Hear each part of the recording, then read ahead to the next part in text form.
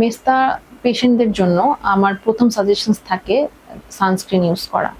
অবশ্যই আমাদের ফেসে দিনের বেলা সময়টুকুতে প্রপারলি সানস্ক্রিন অ্যাপ্লাই করতে হবে।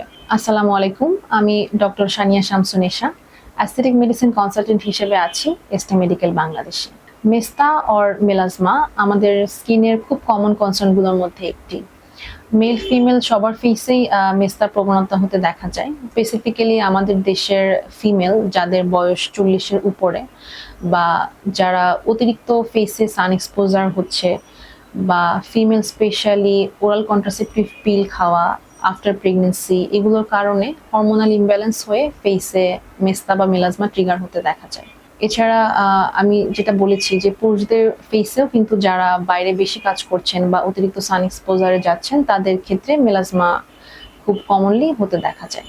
মেস্তা পেশেন্টদের জন্য আমার প্রথম সাজেশনস থাকে সানস্ক্রিন ইউজ করা। অবশ্যই আমাদের ফেসে দিনের বেলা সময়টুকুতে প্রপারলি সানস্ক্রিন অ্যাপ্লাই করতে হবে, কারণ যখন আমাদের ফেসে সান এক্সপোজার হয় আমাদের মেলানিন পিগমেন্টেশন, যেটি হাইপার পিগমেন্টেশনের জন্য দায়ী, এগুলো স্কিনের আপার সারফেস বা লেয়ারে চলে আসে, তখনই কিন্তু ফেসে ধীরে ধীরে দাগগুলো আসতে শুরু করে। তো সানব্লক এই টেন্ডেন্সিটা কমাতে অনেক ক্ষেত্রে হেল্পফুল হয়ে থাকে। এছাড়াও মেস্তার দাগ কমানো বা ধীরে ধীরে মেস্তা কমানোর জন্য কিছু টপিক্যাল ক্রিম বা অয়েন্টমেন্ট রয়েছে যেগুলো আমরা অ্যাজ এ ডক্টর সাজেস্ট করে থাকি।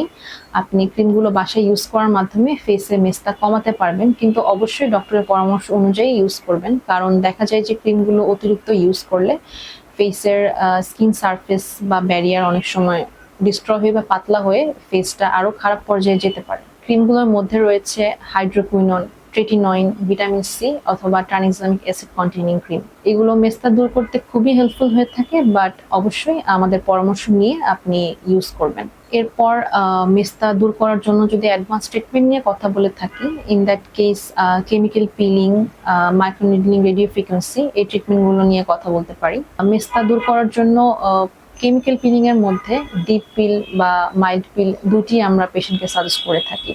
এটি পেশেন্টের স্কিন এবং মেলাজমা কোন পর্যায়ে আছে এটি দেখার পরেই সাধারণত স্পেসিফিক্যালি সাজেস্ট করা যায়। ডিপ পিলগুলো সাধারণত একটি সেশনেই দেখা যায় যে একটি সার্টেন লেভেল পর্যন্ত রেজাল্ট নিয়ে আসে বা ইমপ্রুভমেন্ট নিয়ে আসে, বাট মাইল্ড পিলগুলো কয়েকটি সেশন ওয়াইজ আমাদেরকে মেনটেন করতে হয়। যেমন প্রিলিমিনারি 4 থেকে 6টি সেশনের মতো দরকার হয় এবং প্রত্যেক 2 সপ্তাহ গ্যাপে গ্যাপে একটি করে কেমিক্যাল পিলিং ট্রিটমেন্ট অ্যাপ্লাই করা হয়ে থাকে।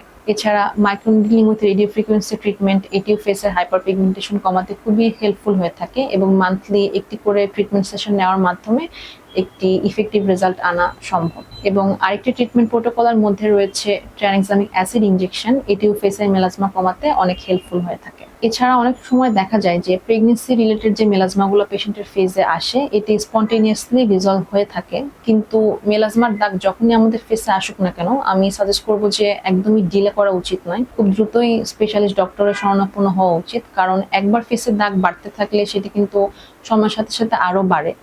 মেস্তা যত সান এক্সপোজার হচ্ছে বা যত বয়স বাড়ছে হাইপার পিগমেন্টেশনের টেন্ডেন্সি আস্তে আস্তে ততই বাড়ে এবং ফেশিয়াল ফিচার কিন্তু আরো খারাপ হতে শুরু করে। এই কারণে আর্লি স্টেজে আমার মনে হয় যে একজন অভিজ্ঞ ডক্টরের পরামর্শ নিয়ে ট্রিটমেন্ট প্রোটোকলের আন্ডারে চলে যাওয়া উচিত। অ্যান্ড লাস্টলি, মেলাজমা কখনোই পুরোপুরি ভালো হয় না, বা ট্রিটমেন্ট পদ্ধতি অবলম্বন করার মাধ্যমে আমরা ফেসের মেলাজমা অনেক ক্ষেত্রে কমিয়ে রাখতে পারি বা কন্ট্রোল করতে পারি এবং একটি সুন্দর ফেশিয়াল ফিচার আমরা মেনটেন করতে সক্ষম হই।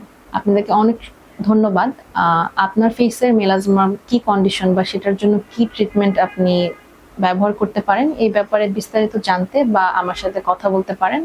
সেক্ষেত্রে ডিরেক্ট আমার সাথে যোগাযোগ করতে পারেন বা আমার চেম্বারেও ভিজিট করতে পারেন। এই ব্যাপারে সমস্ত ডিটেলস আপনি পেয়ে যাবেন এই ভিডিওর ডেসক্রিপশনে। Thank you.